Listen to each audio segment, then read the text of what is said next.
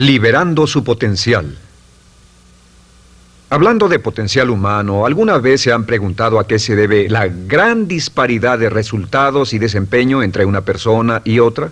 Una persona que percibe $250,000 anuales no es 10 veces más astuta ni mejor que una persona que percibe $25,000 anuales. ¿Por qué la diferencia de 10 veces sus ingresos? Y si tomamos a una persona que percibe $2,5 millones al año, ¿será esa persona 100 veces mejor, más astuta que la persona que gana $250,000?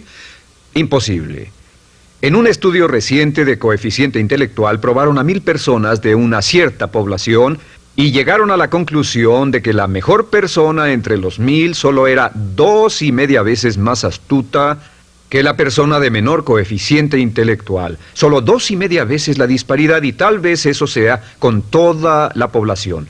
¿A qué supone que se debe la diferencia? Al hablar de potencial humano, llegamos a una fórmula que deduje hace algunos años. Tal vez eso lo explique un poco.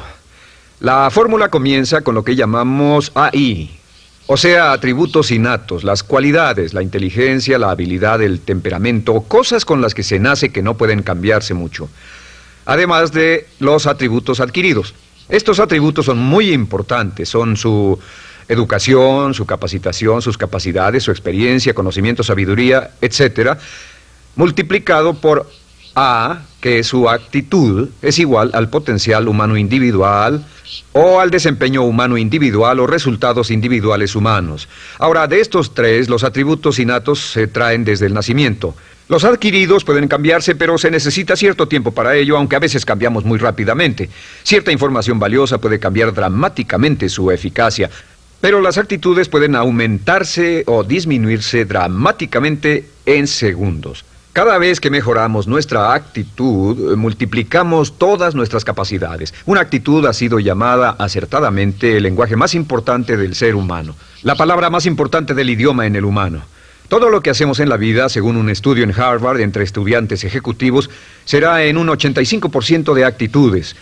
Un 85% de su éxito estará determinado por su actitud. Eso significa que está determinado por cuán positivo o cuánta actitud mental positiva se tenga. Las personas con actitudes mentales positivas tienden a avanzar más rápidamente, se mueven hacia la cima en organizaciones valiosas, ganan más dinero, sacan más satisfacción de la vida. Una actitud mental positiva no significa que baile por las calles y arroje flores. Solo significa que tome una actitud constructiva en general o se aproxime hacia su trabajo, su vida, sus problemas, relaciones, etc. Según el informe Cox de las empresas americanas, según la revista Success, un 85% o más de todo lo que se logra se debe a la actitud. Y la pregunta es, ¿de dónde vienen las actitudes? Las actitudes vienen de las expectativas. Muy simple, ya hablamos de eso. Y una forma muy poderosa de mejorar su actitud instantáneamente es decir, aunque no lo crea, pienso que algo maravilloso va a ocurrirme hoy. Como dijimos antes, nuestras expectativas sobre los desenlaces determinan nuestra actitud. Si espera que las cosas salgan bien, tendrá una actitud positiva. Si espera que salgan mal, tendrá una actitud negativa. Y lo maravilloso es que podemos fabricar nuestras expectativas. Podemos esperar lo que deseamos. Podemos esperar cosas buenas, cosas malas, y no nos decepcionaremos. ¿De dónde surgen nuestras expectativas? Nuestras expectativas surgen de nuestras creencias y de nuestros valores. Son el centro de los factores motivacionales de nuestra personalidad, nuestras creencias. Y esto nos conduce a un entendimiento del potencial humano. Significa básicamente que nuestra actitud es una expresión externa de lo que está ocurriendo internamente. Y esto es consistente con las leyes mentales. Con respecto a las creencias, cada uno de nosotros tiene muchas creencias en el fondo que los psicólogos llaman los conceptos propios. El concepto propio, o su descubrimiento, es considerado por muchos como el logro único y más importante para comprender el desempeño humano en el siglo XX. Yo estoy de acuerdo. El concepto propio es como, si queremos usar una analogía militar, el centro de mando. O si queremos usar una analogía técnica, es el programa central de su computadora básica. Es un grupo de creencias, valores, actitudes, sentimientos, ideas, etcétera, almacenadas en el fondo de nosotros y son el resultado de casi todas las experiencias que hemos tenido en la vida. Y algunos investigadores dicen que el concepto propio comienza a formarse aún antes del nacimiento, pero el concepto propio, una vez colocado, Precede, predice y determina sus niveles de eficacia y desempeño en todas las áreas de nuestra vida. El concepto propio se convierte en el centro de mando o el programa maestro. El concepto propio de este grupo de creencias determina lo que dirá, lo que hará, cómo actuará, cómo se siente y reacciona, etc. ¿Qué significa esto? Significa que todas las mejoras en su vida externa, todos los cambios en su realidad comienzan con un cambio en su concepto propio. Les voy a explicar lo que significa. Esta es una gráfica muy simple. Hablamos de potencial humano y decimos que la persona promedio usa un 10% o menos de su potencial. Según investigaciones, tal vez es mucho menos. El Instituto Stanford Brain en Santa Clara, California, estima que tal vez se aproxime a un 2%. Seremos generosos y diremos que la persona promedio usa un 10%. Significa que en los mejores casos, la mayoría, como usted o yo, no usamos un 90% de nuestro potencial. Uno de los mejores filósofos, Oliver Wendell Holmes, dice que la tragedia de la persona promedio es que llegan a la tumba con su música aún por dentro. Aún están funcionando con mucho menos de su potencial total. Y esto es el potencial humano. Sabemos que existe una relación directa entre el potencial humano y el concepto propio. Pero como nuestros conceptos propios o nuestras estimaciones de nosotros mismos generalmente son mucho menores de lo que debieran ser, nuestro nivel de desempeño y eficacia también es menor. Sabemos que nuestro concepto propio es altamente subjetivo. ¿Qué significa esto? Significa que el concepto propio, lo que pensamos que es cierto sobre nosotros mismos, no está basado en la realidad, está basado en información que hemos tomado y aceptado como cierto, hasta el grado en que creemos lo que sea de nosotros mismos y se vuelve cierto para nosotros porque actuamos de una forma consistente con ello. Algunas personas que leen sus horóscopos y creen en horóscopos predicen su futuro. Hay algunas personas que toman la crítica y las opiniones de otros a quienes ni siquiera respetan y hacen suyas esas ideas, dando un resultado muy negativo. Lo que piense, lo que acepte como cierto, se vuelve cierto para usted. También sabemos que como adultos tenemos una variedad de conceptos propios. Tenemos un concepto propio de cómo vestirnos, cuánto pesamos, lo que comemos, lo bien que podemos hablar en público, qué tipo de padres somos, qué tipo de hijos somos con nuestros padres, qué tipo de esposo o esposa somos, qué tipo de amante, de conductor. Lo interesante de manejar es que todos los hombres tienen un concepto muy positivo con respecto a esto. Las mujeres no entienden esto, pero los hombres nacen con un genio inherente para manejar. Todos los hombres son choferes excelentes. Si no lo creen, todo lo que tienen que hacer las mujeres que están viendo esto es pensar en la última vez que trataron de corregir la forma de conducir de un hombre y recordarán que no obtuvieron buenas respuestas. ¿Cómo respondemos ante alguien que desafía nuestro concepto propio, sugiriendo que no somos las personas que pensamos ser? Estamos a la defensiva, nos enfadamos, nos irritamos, es difícil que nos traten. Tenemos un concepto propio de lo creativos que somos, lo inteligentes, lo rápido que leemos, lo bueno que somos en los deportes, y si practicamos una gran variedad de ellos, tenemos un concepto propio para cada uno de ellos. Tenemos un concepto propio de lo bien que cocinamos, de lo bien que educamos a nuestros hijos, de lo bien que limpiamos nuestra casa, los autos que manejamos, etc. Y también de lo que valemos por lo que ganamos. Es muy interesante saber que nunca ganamos más del 10% de nuestro concepto propio en ingresos. Nuestro concepto propio determina nuestro nivel de ingresos. Este nivel de concepto propio se llama zona de confort.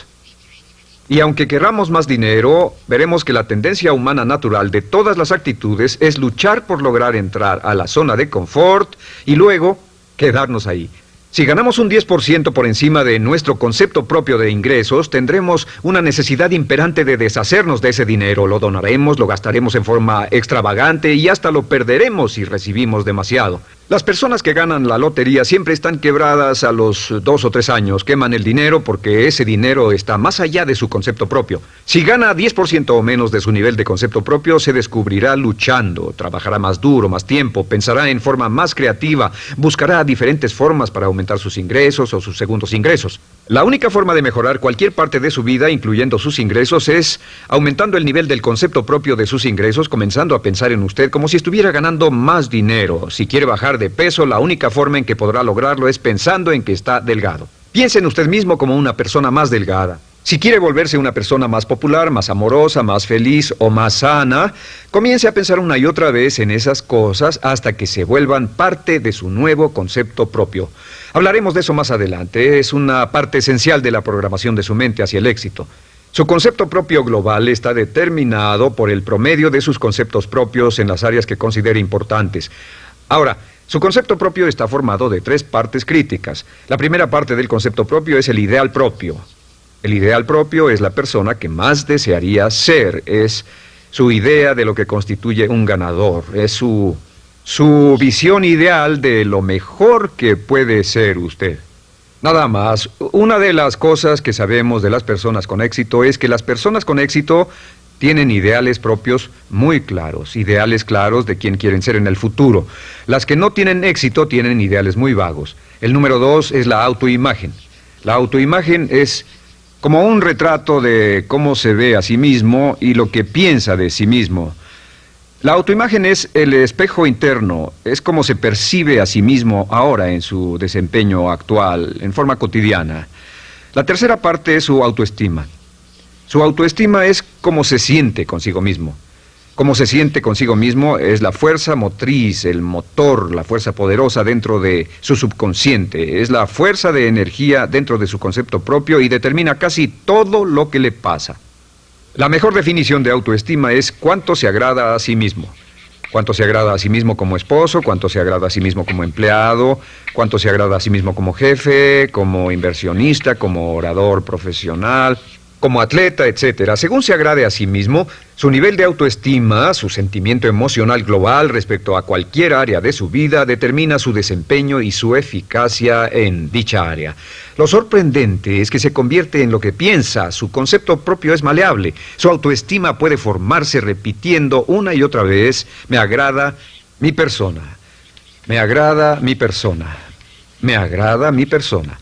Me agrada mi persona, me agrada mi persona, me agrada mi persona. Entre más se repita, me agrada mi persona, me agrada mi persona, entre más lo repita una y otra vez, más crecerá su autoestima y entre más crezca su autoestima, más crecerá su concepto propio global. Cuando crezca su concepto propio global, su desempeño será mejor en todo lo demás que emprenda. Cada vez que diga, me agrada mi persona, me agrada mi persona, me agrada mi persona, me agrada mi persona, me agrada, será como bombearse psicológicamente. Todo lo que pase que haga que su autoestima suba, hará que se comporte mejor. Todo lo que haga que su autoestima baje hará que se comporte peor, que cometa errores, que sea infeliz, etc.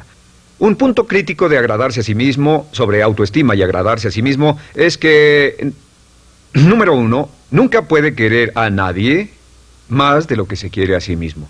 Que su nivel de autoestima es determinante de la calidad de relaciones que tenga con los demás. Y número 2, es que nunca puede esperar que nadie más lo quiera o respete más de lo que se respeta a sí mismo. Cuanto se agrade o se respete a sí mismo, determina sus actitudes hacia usted. Todas las escuelas de psicología actualmente están de acuerdo en el hecho de que depende de lo que usted realmente se quiera y se respete a sí mismo como un ser humano valioso e importante, tiene efecto sobre todo lo que le pase. Cuánto se agrade a sí mismo, y lo que puede hacer es mejorar su autoestima diciendo me agrada mi persona, me agrada mi persona, me agrada mi persona, me agrada mi persona. Y esto nos lleva a la pregunta, ¿de dónde viene el concepto de autoestima? Y descubrimos que el concepto propio es maleable, puesto que no nace con este concepto propio, no nace con ninguna idea sobre sí mismo, no nace con autoimagen ni autoestima. Nace, en cierto modo, como potencial propio. Es la mejor forma de plantearlo. La persona promedio llega al mundo como potencial puro. Y no tiene el concepto propio de que todo lo que es ahora, todo sentimiento que tiene, toda actitud o valor, tuvo que aprenderlo en el transcurso de su vida. También sabemos que el niño llega al mundo con una necesidad imperante de amor y contacto. Y como una gran cantidad de investigaciones lo indican, necesitamos mucho amor y contacto durante toda nuestra vida, pero en especial durante nuestros años de formación, porque de niños aprendemos quiénes somos, cuánto valemos, si somos importantes, inteligentes, amorosos, chistosos. Todo esto lo aprendemos por la forma en que nuestros padres nos tratan. Si nuestros padres, nuestros parientes, tíos o tías, en especial nuestros padres, nos tratan como si fuéramos realmente importantes, crecemos pensando que somos realmente importantes, pero si nuestros padres no lo hacen, pasa algo más. Sabemos que los primeros años de vida son los más importantes para el desarrollo del concepto propio, que un niño comienza a partir de cero. El niño nace sin saber quién es él o ella. Son sumamente valiosos el primero, segundo, tercero, cuarto y quinto años de vida.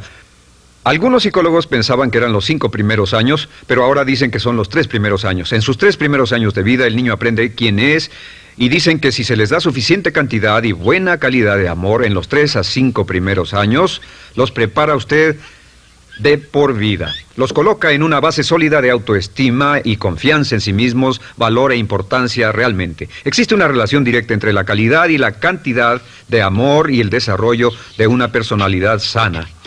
Entre más amor, amor incondicional, reciba un niño en sus años formativos, más fuerte será la base de su personalidad. El reverso de la educación es que casi todos los problemas de psicosis, neurosis, perturbaciones de la personalidad y problemas de comportamiento surgen de los problemas que se tengan con el concepto propio.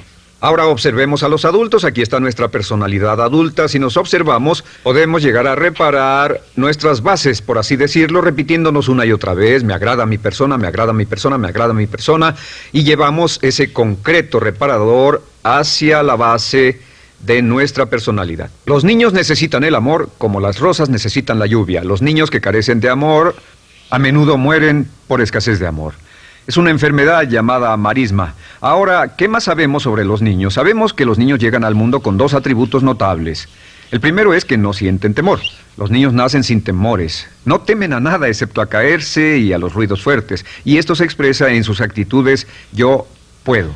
Los niños llegan al mundo pensando que pueden hacer cualquier cosa, y quien haya criado a un niño hasta la edad de 3, 4 o 5 años sabe que debe pasar esos primeros años evitando que se maten, porque son como pilotos japoneses, porque no le tienen miedo a nada. Su segundo atributo es que llegan al mundo totalmente espontáneos.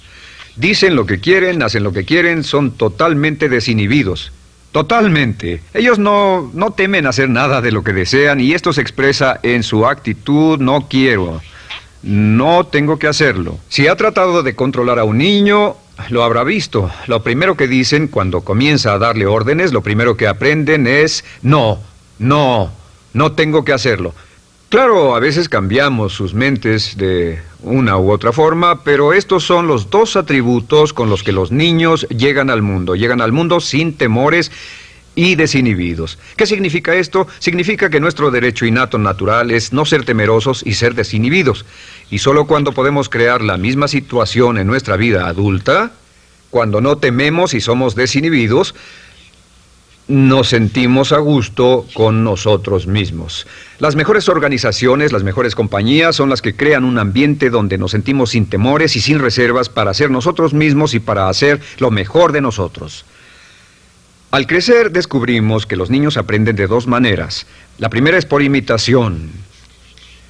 Imitan a uno o a ambos padres, en especial al padre dominante. Algunas veces el padre dominante cambiará cuando crezca el niño, y a veces los niños imitan al padre, a veces a la madre, pero aprenden por imitación. Muchas características y hábitos que tenemos como adultos los aprendimos de nuestros padres. ¿Alguna vez ha tenido la oportunidad, ha tenido la ocasión de gritarle o reñirle a uno de sus hijos? Verá que le dice las mismas cosas que le dijo su padre a usted cuando era niño. Así que imitamos. A veces imitamos su caminar, a veces su forma de hablar, a veces imitamos sus valores, sus creencias, etcétera, aunque esos valores y esas creencias no tengan ningún valor. ¿Por qué? Porque nuestros padres eran así cuando nosotros éramos niños. La segunda forma en que aprendemos es pasando de la incomodidad, lo que no se siente bien, hacia la comodidad. Freud llamó a esto el principio del placer. O sea que nos movemos hacia aquello que nos hace sentir cómodos, lo que nos da placer, lo que nos hace sentir bien con nosotros. Nos movemos de la incomodidad hacia la comodidad. Así es como aprendemos a no mojar el pañal, por ejemplo. Sabemos que no es agradable caminar con popó o pipí en nuestros pañales. Vemos lo que hacen nuestros padres, vemos lo que nuestros parientes hacen y decimos: estas personas no hacen lo que yo. Así aprendemos a caminar y lo demás. Así que de la incomodidad hacia la comodidad. Durante toda nuestra vida, por cierto, así es como aprendemos. Imitamos leyendo lo que otras personas hacen, estudiando libros y en el trabajo, imitamos cuando vamos a la escuela, y hacemos lo que nos da resultados positivos, lo que nos da refuerzos positivos, y hacemos cada vez menos las cosas que nos causan incomodidad o dolor. Ahora, muy temprano en la vida, como equivocación o como resultado de una equivocación que los padres cometen en la crianza, los niños comienzan a aprender hábitos y patrones negativos. Los patrones y hábitos negativos tienen sus raíces principalmente en la crítica destructiva. La crítica destructiva comienza muy temprano en la vida, a veces en los primeros meses. Y la crítica destructiva la usan los padres para dirigir y controlar a sus hijos. Desafortunadamente, tiene un efecto muy peligroso y dañino sobre nosotros, ya que la crítica destructiva tiende a minar la integridad de la personalidad del niño.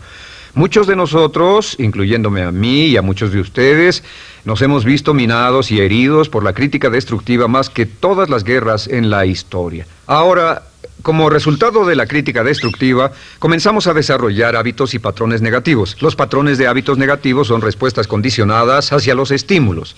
Los patrones de hábitos negativos se desarrollan en los inicios de la vida. Se desarrollan como resultado de una repetición del temor y el dolor una y otra vez. Se desarrollan como resultado de la crítica destructiva, el castigo físico, etc. En los inicios de la vida comenzamos a desarrollar dos manifestaciones que nos persiguen durante toda nuestra vida y más que ninguna otra cosa inhiben nuestro potencial. La primera es la llamada patrón de hábito negativo inhibido. El patrón de hábito negativo inhibido se aprende cuando al niño le dicen una y otra vez no. Aléjate de ahí, no toques eso, y se le castiga. Cuando el niño intenta algo nuevo, o se involucra con algo, o huele algo, o derrama algo, o rompe algo accidentalmente, el padre estalla y se enfada mucho. Como ven, el niño está impulsado por la curiosidad insaciable de explorar su mundo. Y lo que pasa es que cuando lo explora o se interesa y echa a perder algo, si el padre reacciona golpeando al niño, el niño comienza a pensar cada vez que intento algo nuevo, cada vez que intento algo diferente, cada vez que voy más allá de mis límites, cada vez que me salgo de mi zona de comodidad, cada vez que no juego sanamente, me golpean, me castigan, me lastiman, me envían a mi alcoba y me siento mal. Y muy pronto el niño desarrolla el sentimiento de no puedo, no puedo. No puedo. Cada vez que trato algo diferente, me castigan. No puedo, no puedo, no puedo. Es como la respuesta de Pavlov. Pavlov sonaba la campana y le daba de comer a un perro, y el perro salivaba y Pavlov alimentaba al perro. Mientras sonaba la campana, el perro salivaba y siguió haciendo eso, y después Pavlov solo sonaba la campana y el perro salivaba. Lo que pasa en la vida adulta es que esto crea lo que llamamos temor al fracaso. El temor al fracaso es una respuesta condicionada a un proceso de crítica destructiva que ocurre en los primeros 5 o 6 años de la vida. El temor al fracaso automáticamente nos activa, nos sentimos ansiosos, tensos, intranquilos, sentimos presiones y estrés en nuestro plexo solar, sentimos ganas de retirarnos del evento, y el temor al fracaso es la razón principal por los fracasos en la vida adulta. Es la razón principal por la que evitamos cumplir plenamente nuestro potencial. De hecho, todos los patrones de hábitos negativos se experimentan en el cuerpo físico. Puedes saber cuál es un patrón de hábito negativo porque se siente en el cuerpo físico, precisamente. El patrón de hábito negativo inhibido, el temor al fracaso, el no puedo, ocurre primero que todo en el plexo solar. ¿Ha tenido la ocasión donde debe hablar frente a un grupo, debe ir a una revisión de su desempeño o debe hacer una llamada determinante? Primero su plexo solar se aprieta. Si el temor continúa, su respiración se acelera. Su corazón comienza a latir apresuradamente, su frecuencia respiratoria aumenta y le duele la cabeza como migraña en la parte frontal, su garganta se le cierra y no puede hablar y se le seca la boca por completo, y como se pone tan tenso y asustado, va corriendo al baño. Estas son todas las manifestaciones. No hay peligro físico, pero sí peligro psicológico, una respuesta condicionada. Cuando sentimos estas cosas, la tendencia es retirarse de la situación que las ocasiona, y es la razón por la que no logramos mucho si retrocedemos. Es muy importante. El segundo patrón de hábitos negativos es el compulsivo. El patrón de hábito negativo compulsivo se aprende cuando a los niños se les dice una y otra vez: más vale que lo hagas. Si no lo haces, tendrás problemas o me las pagarás. A los niños se les convierte en recipientes del amor condicionado. Los padres no intentan hacer esto, pero lo que hacen es sugerirle al niño: no te amo, por lo tanto no estás a salvo, a menos y hasta que hagas lo que yo quiero. El niño crece sintiendo: tengo que hacer lo que quiera mi mamá. Debo complacerla, debo complacer a papá, debo complacer a los demás, debo complacer a mis parientes, y a veces debo complacer a mis semejantes, debo complacer a mis maestros, debo complacer a todo el mundo, y crecen con esto: debo. No puedo hacer lo que quiero hacer, debo hacer lo que complace a las demás personas. Este patrón de hábito negativo muy temprano en la vida se traduce en el temor al rechazo. El temor al rechazo lo experimentan los hombres como adultos como un comportamiento tipo A. Hablaremos del comportamiento tipo A posteriormente. El comportamiento tipo A es una necesidad compulsiva o excesivamente compulsiva de complacer de algún modo a alguien sin normas de comportamiento, prácticamente sin pensarlo. El temor al rechazo nos impulsa, nos hace muy sensibles a las necesidades de los demás. Hacemos cosas que otras personas quieren, no hacemos lo que nosotros queremos. Siempre estamos tratando de complacer a los demás. Tenemos preocupaciones o nos importan las opiniones, sentimientos y actitudes de otros hasta el punto donde ocultamos nuestras necesidades. El temor al rechazo se siente en la columna del cuerpo. Se divide el cuerpo a la mitad y se siente hacia abajo en la mitad posterior del cuerpo. El primer lugar donde comienza a sentirse el temor al rechazo es generalmente en los hombros y el cuello. Nos sentimos entumidos, duros, tensos. Cuando tenemos mucho que hacer sentiremos un estrés tremendo en la columna. Los músculos se estiran en la parte posterior. A veces se manifestará como flebitis y venas varicosas y a menudo nos darán dolores de cabeza en la parte posterior de esta porque las arterias carótidas que llevan la sangre hasta la cabeza, los músculos a su alrededor se contraen y la cantidad de sangre que fluye hacia la cabeza fluye más lentamente y se siente un terrible dolor de cabeza en la parte posterior. Estos dos temores, los patrones de hábitos negativos compulsivos, el compulsivo y el inhibitorio, son resultado de la crítica destructiva, el gran destructor de la personalidad que nos persigue durante toda la vida. Y lo maravilloso de todo esto es que como son patrones de hábitos aprendidos, podemos olvidarlos. Podemos acabar con el temor al fracaso que nos detiene. Podemos acabar con el temor al rechazo que hace que hagamos cosas que complacen a los demás en vez de complacernos a nosotros, trabajando con nuestra propia autoestima. Porque existe una relación inversa entre la autoestima y el patrón de hábitos negativos. Porque entre más se agrade a sí mismo, menos teme al fracaso. Entre más se agrade a sí mismo, menos teme al rechazo. Entre más se agrade a sí mismo, menos temerá a cualquier cosa. Y si sigue repitiendo, me agrada mi persona, me agrada mi persona, me agrada mi persona una y otra vez, si sigue diciendo esto, con el tiempo su autoestima sube más y más y más y más y sus temores desde luego bajan. Cuando su autoestima sube, sus temores van en dirección opuesta. Ahora, ¿cómo enfrentar la crítica destructiva si debe criticar a otras personas? Pues eso es muy simple. Muchos padres nos han preguntado eso. ¿Cómo se controla a los niños? Una de las claves para controlar a los niños es dirigirlos para que hagan algo constructivo en lugar de hacer algo destructivo. Otra cosa que debe recordarse es que lo que quiere hacer es que quiere dar una crítica informativa, crítica constructiva, lo que significa que se les dice a los niños lo que pueden hacer o a los adultos lo que pueden hacer mejor. Todo el propósito de dar retroalimentación de cualquier tipo es mejorar el desempeño.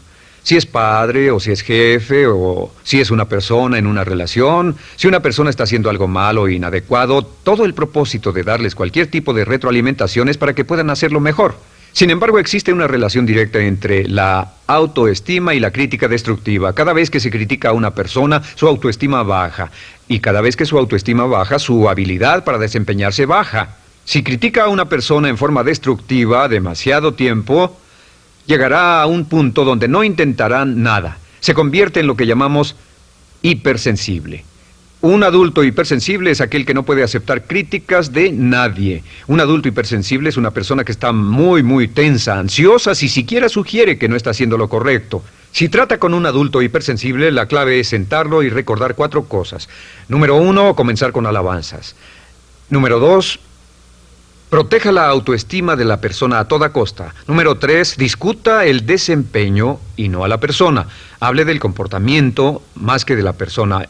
Y número 4 es enfocarse hacia el futuro en vez de en el pasado. Enfóquese hacia lo que va a hacerse en forma diferente en el futuro en vez de lo que pasó en el pasado. ¿Por qué? Una razón muy simple, porque una persona no puede controlar el pasado. Al no poder controlar el pasado, cualquier crítica de lo que han hecho en el pasado les da un estrés tremendo y frustración. Así que, en resumen, la clave del éxito en la vida es una actitud mental positiva. Una actitud mental positiva se basa en expectativas de éxito, de una serie de expectativas positivas. Esa serie de expectativas positivas se basa en sus creencias y en su concepto de sí mismo. El centro de su concepto propio que determina su eficacia en la vida es su autoestima, y su autoestima se mide por cuanto se valore a sí mismo. Las dos cosas que nos frenan más que nada son el temor al fracaso y el temor al rechazo.